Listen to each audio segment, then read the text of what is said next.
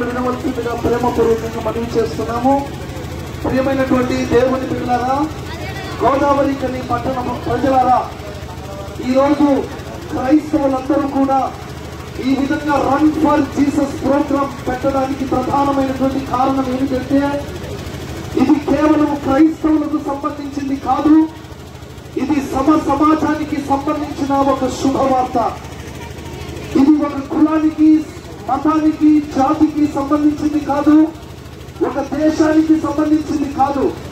ఎందుకంటే యేసు క్రీస్తు ఒక దేశానికి, ఒక కులానికి సంబంధించిన దేవుడు కాదు. కానీ ఈ ప్రపంచ నడిపొట్టు అయిన ఇశ్రాయేలు దేశంలో పుట్టి ఆయన మానవ పాప పరిహారార్థమై సిలువలో బలియాగమై మనందరి కొరకు, అనగా ప్రతి మానవాళి కొరకు రక్తము కార్చి ఆయన ప్రకటించినట్లుగా నేను 3వ దినమున లేస్తాను అని చెప్పినట్లుగానే ఆయన 3వ దినమున లేచాడు.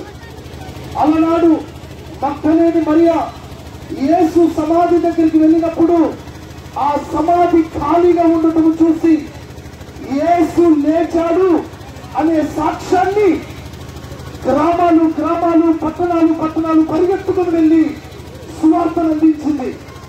ఈ రోజు క్రైస్తవులమైన మేము సాక్షులుగా యేసు సమాధిలో లేడు, యేసు సమాధిలో లేడు, ఆయన మరణాన్ని గెలిచి మృత్యుంజయుడయ్యాడు. ఆయన మరణాన్ని గెలిచిన వాడయ్యి మృత్యుంజయుడై లోక పాపములో ఉన్న మనల్ని రక్షించడానికి, నిత్య నాశనం నుండి, నిత్య నరకాగ్ని నుండి మనందరినీ తప్పించడానికి యేసు క్రీస్తు నేటికి సజీవుడై నేనే మార్గం, నేనే సత్యం, నేనే జీవమని ఆయన బోధిస్తూ ఉన్నాడు. యేసు లేచాడని అలనాడు మగ్దలేని మరియా ఎలాగున సాక్షి చెప్పిందో, ఈ రోజు యేసు లేచాడు ఆయనని మేమందరము సాక్షులము.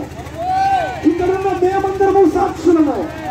ప్రియులారా, ఈ రోజు మేము ఎందుకు సాక్షులం అంటే, ఒకప్పుడు ఇదే గోదావరి కని పట్టణంలో ఎందరో దైవజనులు, ఒకప్పుడు భయంకరమైన వ్యక్తులు, పాపములో జీవిస్తున్నటువంటి వ్యక్తులు, శాపములో ఉన్నటువంటి వ్యక్తులు ఈరోజు యేసు రక్షణను అంగీకరించి ఆయన రక్తంలో కడగబడి పాపాన్ని, శాపాన్ని విడిచిపెట్టి ఈ రోజు రక్షకునికి సాక్షులుగా మేమందరం ఉన్నాం. దీనికి మేమే సాక్షులం. మా బ్రతుకును మార్చిన దేవుడు, మా జీవితాలను మార్చిన దేవుడు, మా బ్రతుకుల్లో నూతన కార్యం చేసిన దేవుడు, మా పాపము నుండి, శాపం నుండి విడిపించిన దేవుడు ఇదే గోదావరి కని పట్టణ ప్రజలను రక్షిస్తాడు అనే విశ్వాసముతో, ఆయన రక్షకుడు అనే విశ్వాసముతో మేము ప్రకటిస్తూ ఉన్నాం. యేసు సజీవుడై ఉన్నాడు, యేసు లోకరక్షకుడై ఉన్నాడు, యేసు అందరికీ ప్రభువై ఉన్నాడు. ప్రియులారా, ఏ కులమైనా, ఏ జాతైనా, ఏ వర్గమైనా, ఏ భేదము లేదు, అందరి కొరకు ప్రాణం. ఆయన సిలువలో ఎందుకు మరణించాల్సి వచ్చింది అనే విషయాన్ని మనం ఒకసారి ఆలోచిస్తే, బైబిల్లో, పరిశుద్ధ గ్రంథమైన బైబిల్లో ఇలాగ రాయబడి ఉంది: పాపులను రక్షించుటకు క్రీస్తు యేసు ఈ లోకమునకు వచ్చెను అని. యేసుక్రీస్తు ఈ లోకములో ఉండే ఒక మతాన్ని ప్రేమించి ఆయన ఈ లోకానికి రాలేదు. బైబిల్లో రాయబడి ఉంది, ఈ లోకంలో ఉండే పాపులను ప్రేమించాడు. పాపులను రక్షించడానికి ఆయన ఈ లోకానికి దేవాది దేవుడై ఉండి, సృష్టికర్త అయిన దేవుడై ఉండి, పాపులమైన మనల్ని రక్షించడానికి మానవుడిగా తగ్గించుకుని వచ్చాడు. పాపులమైన మనల్ని రక్షించడానికి బైబిల్లో రాయబడి ఉంది, ఏ భేదమును లేదు, అందరూ పాపము చేసి దేవుడు అనుగ్రహించు మహిమను పొందలేకపోతున్నారని పరిశుద్ధ గ్రంథమైన బైబిల్ సెలవిస్తుంది. ఈ లోకములో మానవుల మధ్య రకరకాల భేదాలు ఉన్నాయి. ధనవంతులు, పేదవారనే భేదం ఉంది.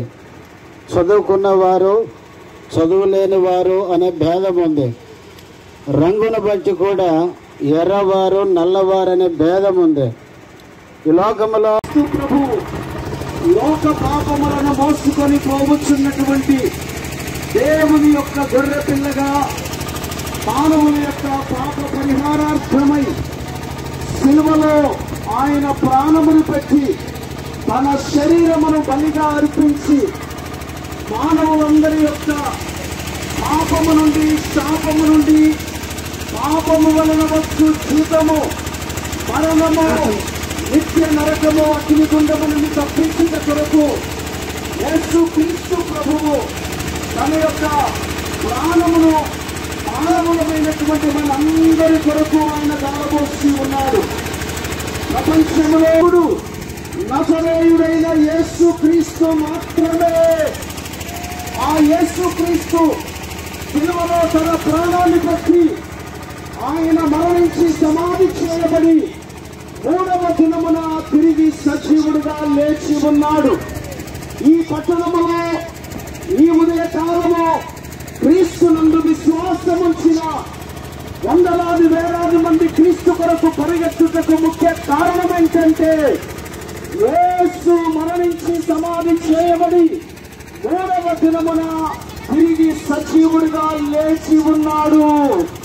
యేసు మృతులలో లేడు, ఆయన